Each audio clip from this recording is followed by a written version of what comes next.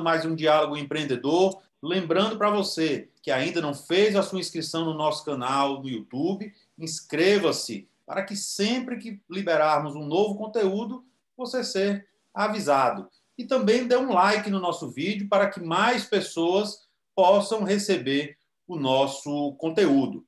O Diálogo Empreendedor vai ao ar todas as quartas-feiras, às 20 horas, através da nossa TV, pela BrisaNet, canal 176, pela TCM, TV a cabo de Mossoró, canal 16.6, através da Telecab, canal 94, para 5 estados. Hoje a nossa pauta é o empreendedorismo esportivo, tendo a alegria e a satisfação de receber meu amigo Goni Arruda. Goni é empresário, foi secretário do esporte do governo do estado do Ceará, também exerceu por vários mandatos, ainda jovem, vale a pena salientar, né, Goni? O mandato de deputado estadual na Assembleia Legislativa, também do estado do Ceará, além de ser, apesar de ser carioca e já ter recebido o título de cidadão cearense, e também foi primeiro secretário, vice-presidente e também chegando à presidência da Assembleia Legislativa e também diretor administrativo e vice-presidente do futebol do Flamengo, um time aí de grande paixão de milhares, milhões de brasileiros. Goni, é um prazer ter você no nosso programa. Prazer é todo meu, Jackson, estar aqui com vocês no Diálogo Empreendedor, da TV Economic News.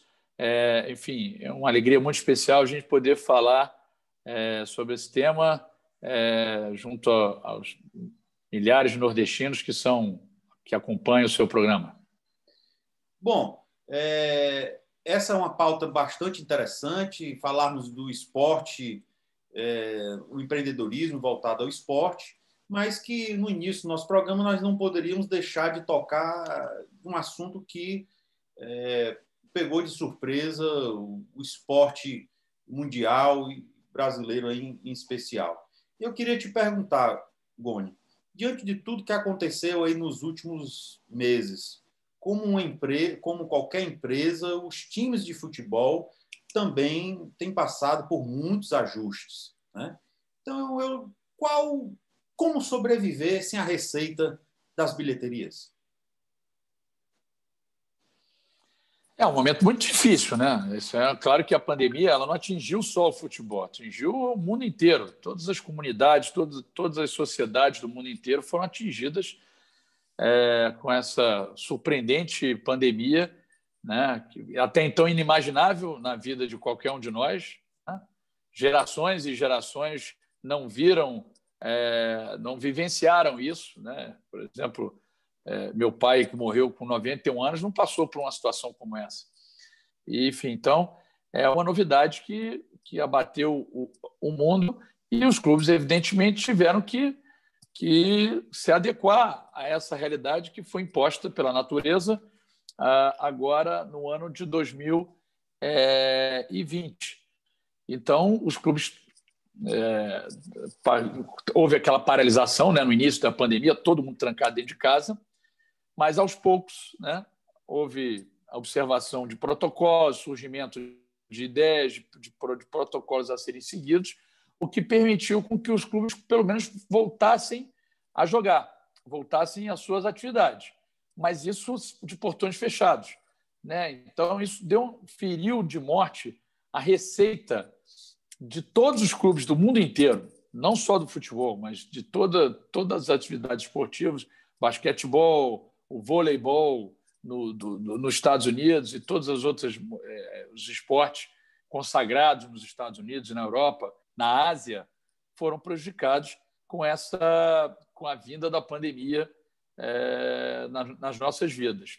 E, evidentemente, que a partir daí todos tiveram que, ouvindo a boa ciência, em observação ao que preconiza as regras dos organismos internacionais de saúde pública, todos começaram a idealizar aí, formatando protocolos que fossem mais seguros para permitir a volta paulatinamente do esporte na vida das pessoas. Porque o esporte, neste caso que nós estamos falando, ele também tem que ser observado como uma questão do entretenimento. Então, você também ter as pessoas dentro de casa é uma forma de você levar diversão a tantos quantos que estão dentro de casa, trancados por conta de uma pandemia. Então, dentro desse sentimento foi que, pouco a pouco, foram flexibilizando e voltando as equipes, às arenas, aos gramados, às quadras e a tantas outras práticas esportivas. Nós sabemos que o Flamengo não é um clube empresa. Ele é uma associação desportiva, mas opera como uma estrutura organizacional que virou modelo com práticas no mundo corporativo. Qual o maior desafio para um time ao implementar uma gestão corporativa, mesmo não sendo um clube empresa? Bom, no caso específico do Flamengo, eu até tenho eu acho que dá para a gente explicar o que aconteceu no Flamengo. O Flamengo continua sendo gerido da mesma maneira, o presidente, os seus vice-presidentes não são cargos remunerados, mas eis que, em 2012, um grupo de rubro-negros, dentre eles eu, nós nos reunimos e resolvemos apostar numa modelagem em que permitisse que a gente fizesse a atração de pessoas que estavam vitoriosas nos seus mais variados segmentos empresariais e que eram Flamengo e que passassem a se entusiasmar com a política do Flamengo, que pudessem colaborar dentro do clube, não só como torcedor, mas que viessem e aceitassem o desafio de participar da vida política do Flamengo e ali começar a debater e discutir o nosso clube. E, graças a Deus, nós fomos exitosos nisso. E fizemos ali o que ficou chamado, muito conhecido, muito badalado, a famosa Chapa Azul. A Chapa Azul reuniu os mais variados homens de sucesso, torcedores do Flamengo, que eram pessoas de sucesso, que até então não participavam da política do clube e que vieram colaborar com a formação da Chapa Azul e na gestão. Então, em 2012, a Chapa Azul, que elegeu Eduardo Bandeira de Mello, todo esse grupamento, dentre eles o Rodolfo Landim, que hoje é presidente do Flamengo, que foi ser o vice-presidente de planejamento, orçamento e gestão naquele momento. Veio o BAP, que era o presidente da Sky, o Flávio Godinho, que na época era o principal executivo da maior empresa brasileira na época, que era a EBX, né? E tantos outros. O Carlos Langoni, que tinha sido presidente do Banco Central Brasileiro, economista renomado da Fundação Getúlio Vargas. Fizemos ali um mix de pessoas que até então nunca haviam participado, que torciam de casa, torciam ali nas arquibancadas, mas que não participavam. Muitos deles não eram nem sócios do Flamengo. E que compraram a carteira de sócio e passaram a participar do processo.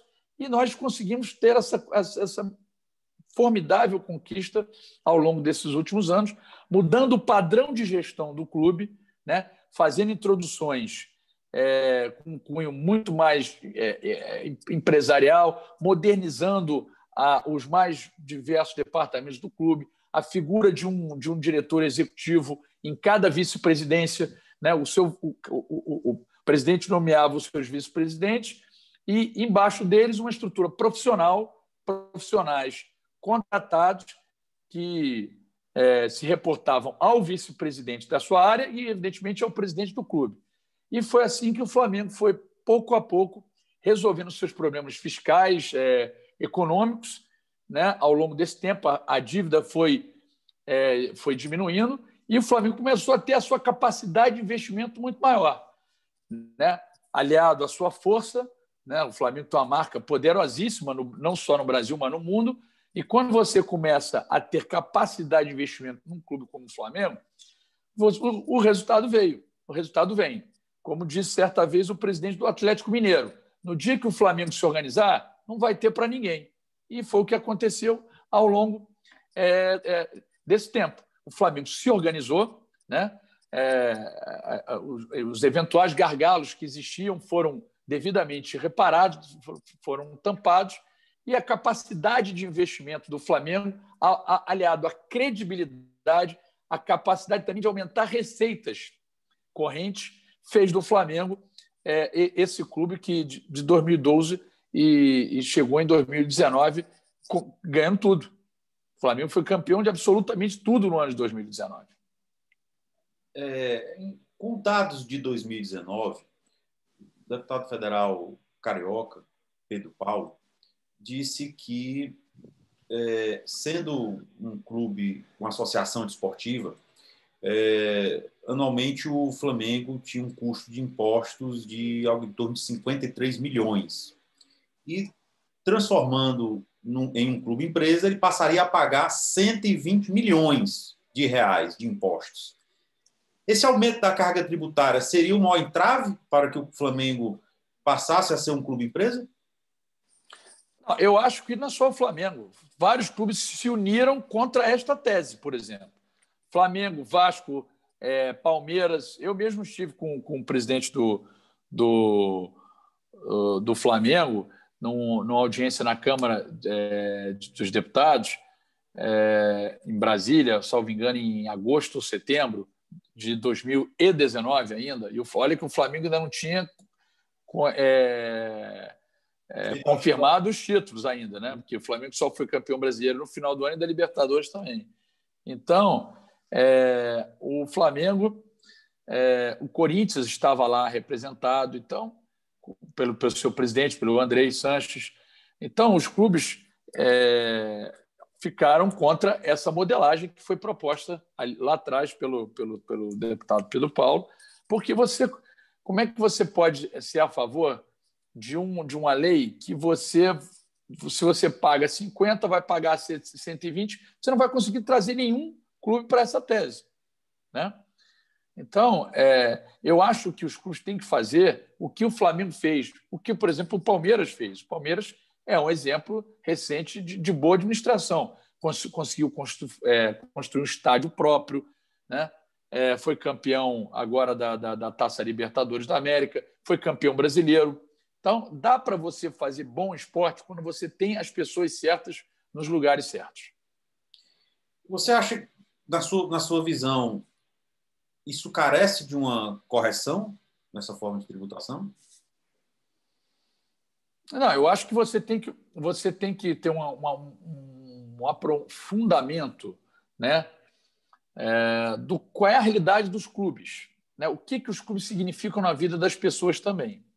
Né? O clube tem que ser encarado, tá? Sem querer, eu estou falando aqui, estou muito à vontade para falar isso, porque o meu clube fez o exercício e não tinha nem lei. O Flamengo fez e eu, inclusive, fui uma das pessoas que foi um dos grandes que o principiante, né? Foi o pioneiro dessa movimentação da chapa azul no Flamengo. Mas o que eu acho que os clubes, você tem que ter gestões, né, sérias, né? É a primeira coisa, porque essas coisas, quando surgem, essas ideias de fazer isso, geralmente é porque sai na mídia que é uma esculhambação e os clubes estão devendo, não sei o quê, mas é possível você fazer isso internamente, cada clube fazer o seu dever de casa. E assim foi o que o Flamengo fez. O Flamengo fez o seu dever de casa, quando ninguém acreditava. Ninguém acreditava que o Flamengo um dia ia se organizar da forma como se organizou, fazendo introduções importantes no modelo de administrar o Flamengo. Né? Eu acho que nós demos um passo que não se volta atrás. Tem que surgir um presidente que mude completamente isso. E acho que não vai acontecer. Não vai acontecer. O Flamengo não vai voltar atrás. Não vai deixar de perder o padrão de gestão que foi introduzido ao longo de todo esse tempo. Né? E, evidentemente, trazendo coisas novas.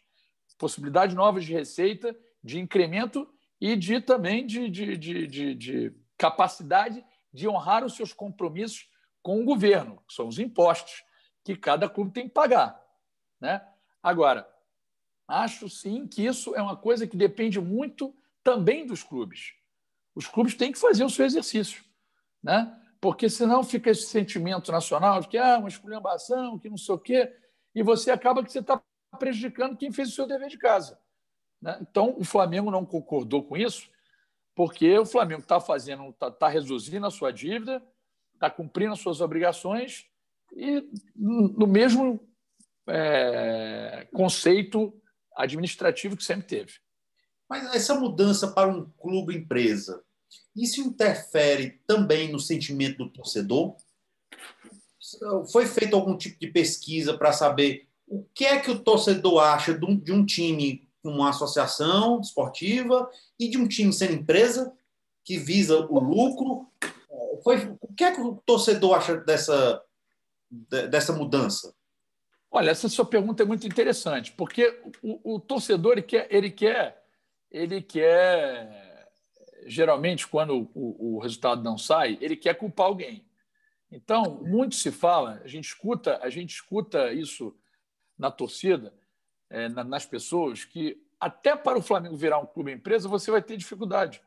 Porque como é que você vai demitir o dono? Quem vai ser o dono do clube de regatas do Flamengo?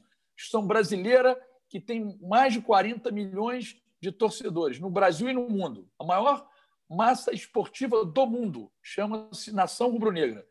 Como é que você vai demitir o presidente se ele virar dono da instituição? Na sua opinião, é uma coisa complicada. É uma coisa complicada. Então, na sua opinião, é mais fácil um time nascer empresa do que haver uma mudança de um clube de associação esportiva para virar empresa? Sem dúvida, sem dúvida. Porque hoje você está refém, né? Você deve satisfação. Não é que você está refém, você deve satisfação. O maior patrimônio do Clube de Regatas do Flamengo é a sua torcida. E, como tal, tem que ser encarado. Nós não podemos jamais perder de vista a satisfação ao torcedor rubro-negro, né? Porque, graças a ele, que nós somos a potência que somos, né? O clube mais querido do Brasil e do mundo. Então, o Flamengo não pode tomar decisões que não observem a grandeza da sua torcida, a dimensão, a localização geográfica da sua torcida, né?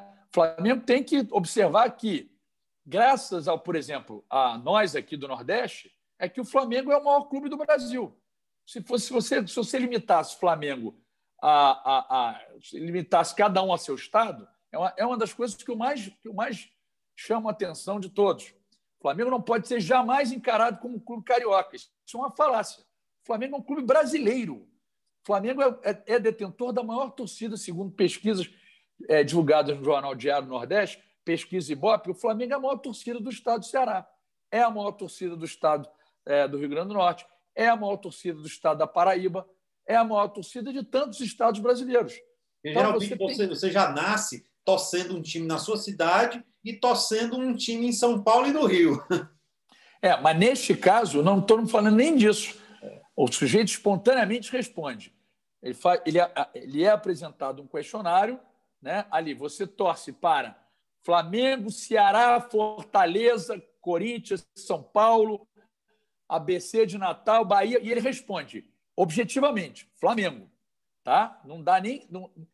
Não há nem essa confusão. O Flamengo é a maior torcida do estado do Ceará com uma única resposta, na frente de Ceará e de Fortaleza. É mesmo? Esta é a pergunta que o Ibope fez. É mesmo. Né? As pessoas da região metropolitana, aonde, evidentemente, Ceará e Fortaleza são maiores, evidentemente. Agora, você andou 70 quilômetros para o interior, o cenário muda completamente. O Flamengo é a maior torcida do estado do Ceará. É impressionante. Em respostas espontâneas. Né? Então, esse espírito, o Flamengo precisa ser encarado dessa forma. O Flamengo é um clube nacional e que deve se adequar, dar satisfação à sua torcida, a do Rio de Janeiro, mas também a torcida nordestina, a torcida do Distrito Federal, a torcida rubro-negra do Amazonas, do Acre, do Mato Grosso, porque são eles que fazem do Flamengo o clube mais popular desse país. Se a gente se limitasse a estado, o Flamengo perderia para o Corinthians, por exemplo. Se ficar só entre Rio e São Paulo, o Corinthians seria detentor da maior massa torcedora do Brasil. Show.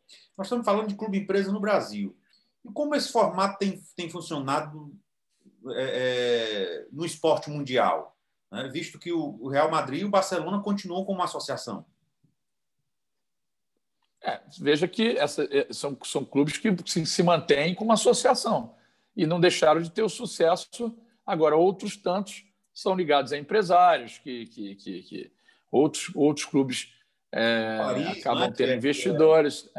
O Paris, que tem presidentes, que tem um mandatário fixo ao longo dos anos. No nosso caso, no Flamengo, por exemplo, você só é permitida uma única reeleição para um mandato subsequente, tal como existe na mandato de 3 anos, permitida uma reeleição. Né? O presidente quiser voltar, tem que haver um intervalo entre as gestões, tal como é na política brasileira, por exemplo. Ele permite uma recondução imediata. Entendi. Para ver a alternância, né? Com essa mudança aí, com a falta de bilheteria, o que é que foi criado para ter novas receitas para o time? Como é que Bom, televisão, pay-per-view, isso aí, ao longo do tempo, a televisão virou um grande... No caso, por exemplo, saiu uma pesquisa outro dia feita pelo Itaú BBA, e, por exemplo, o Cruzeiro tem uma receita de televisão, a influência da televisão na receita do Cruzeiro é gigantesca. O percentual é muito maior do que o do Flamengo, por exemplo. Eu estou falando em termos percentuais, o que influi na sua receita própria.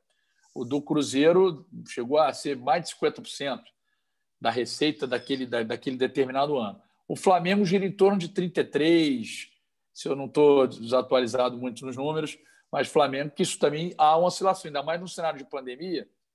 Como eu não faço parte da diretoria executiva, não domino os números do dia a dia do Flamengo como antigamente. Mas a gente acompanha.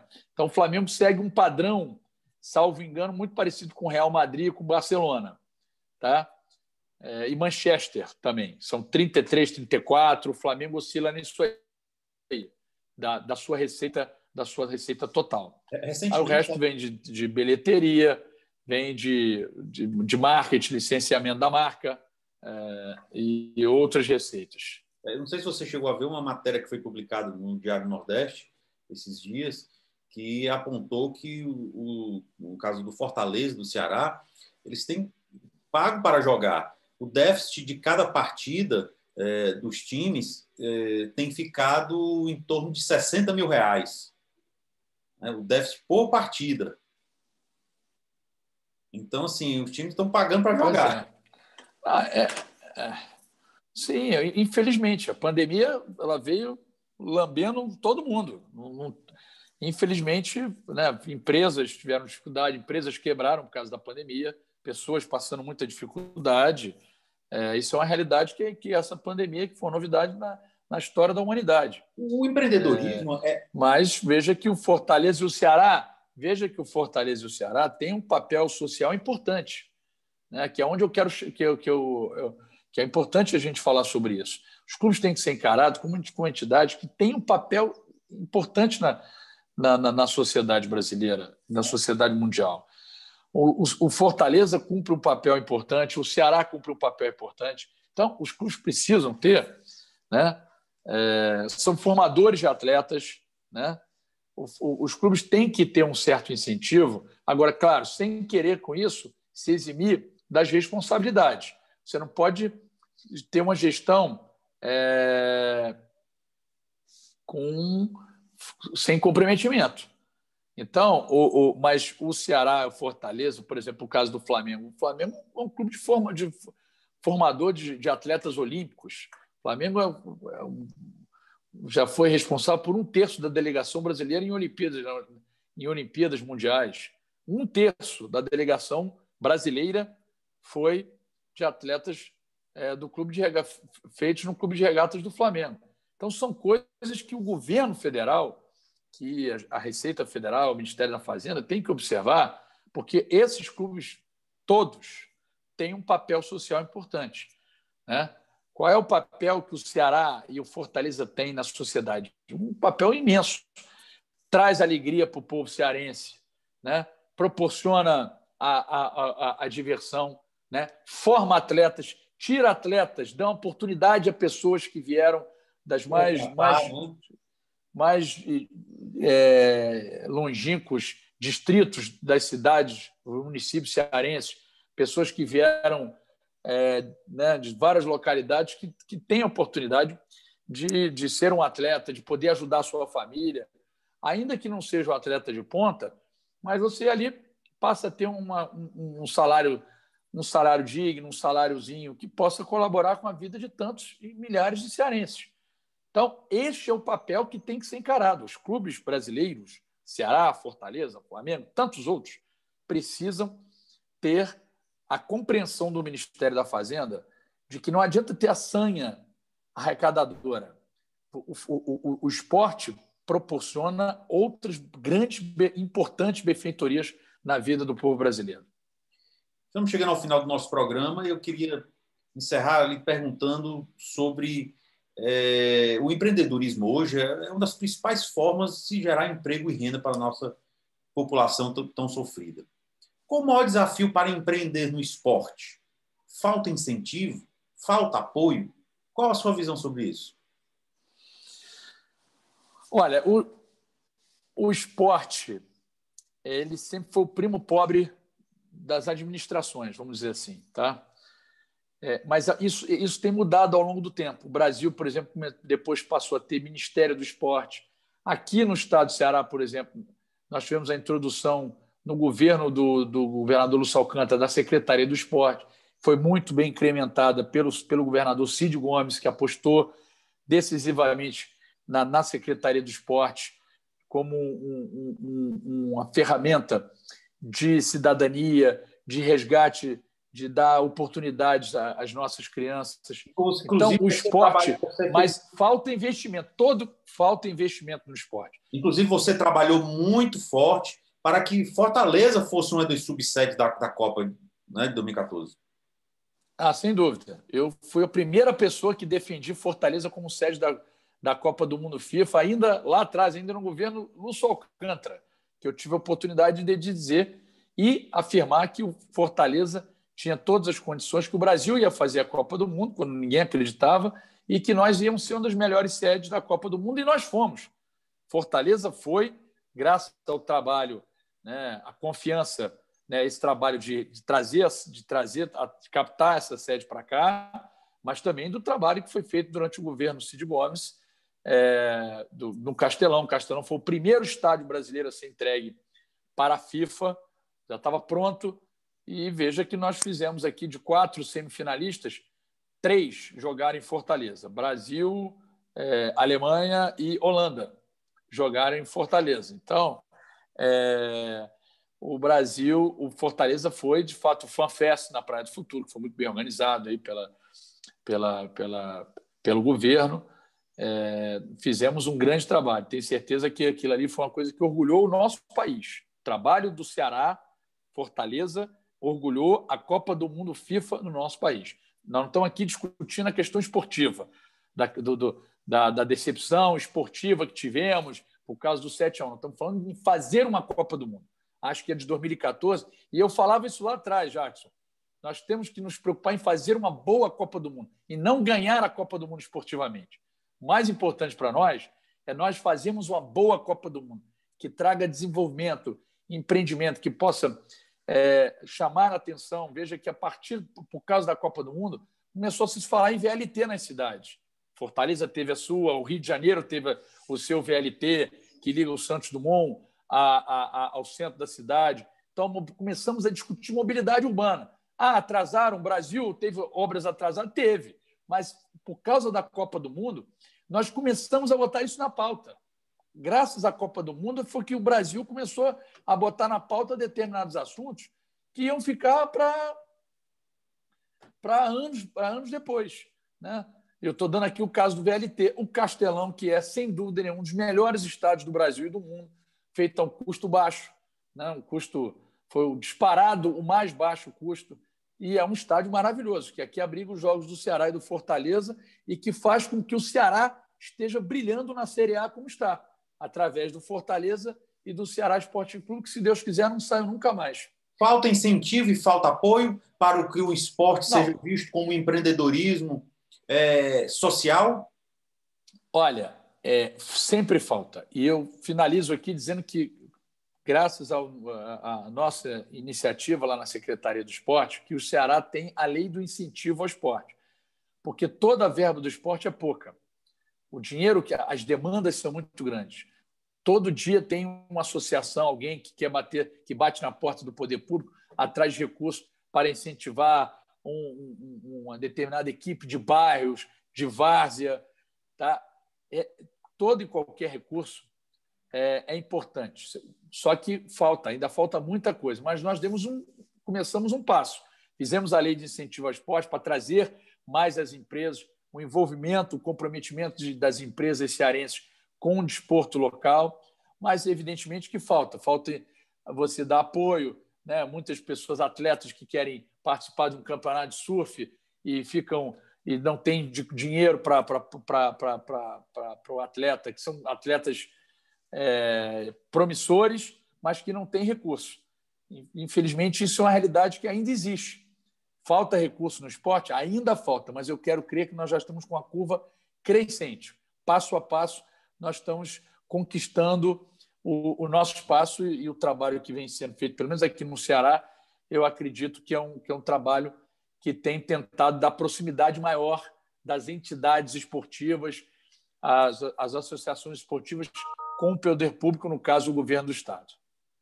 Bom, o Diálogo Empreendedor tem o apoio do sistema FIEC, da Federação das Indústrias do Estado do Ceará, e também do SEBRAE, do Serviço Brasileiro de Apoio às Micro e Pequenas Empresas, e também da rede Participar Brasil. Conheça as soluções da rede Participar Brasil para a regularização e gestão da ouvidoria da sua empresa e da sua instituição e outras soluções tecnológicas para a gestão de documentos digitais. Esses são os apoiadores do nosso programa Diálogo Empreendedor. Goni, mais uma vez, agradeço a sua participação. Desde já, querendo lhe convidar já para um próximo bate-papo aqui no nosso programa. Prazer foi meu, será um prazer sempre, Jackson, poder conversar, e você sempre muito preocupado há anos com a questão do empreendedorismo no nosso estado, no Nordeste, né? Sempre trazendo assuntos, eu acompanho o seu trabalho, de pessoas que são vocacionadas para estimular o surgimento de boas coisas no nosso país. Mas também puderam. Você é filho de um dos grandes homens públicos que o Ceará produziu e que, infelizmente, nos deixou precocemente, ali em 1994, que foi o deputado federal Jackson Pereira, um dos homens que tinha uma visão de educação das nossas crianças, não só do Ceará, mas das crianças do Brasil inteiro. Muito obrigado. E aqui é uma amizade que fica de pai para filho, né? Os pais para os filhos, né? Com certeza. Muito obrigado. Agradecemos a sua audiência. Em seguida, fique com o acelerador de gestão com a minha amiga Gabriela Bastos e até a próxima quarta-feira.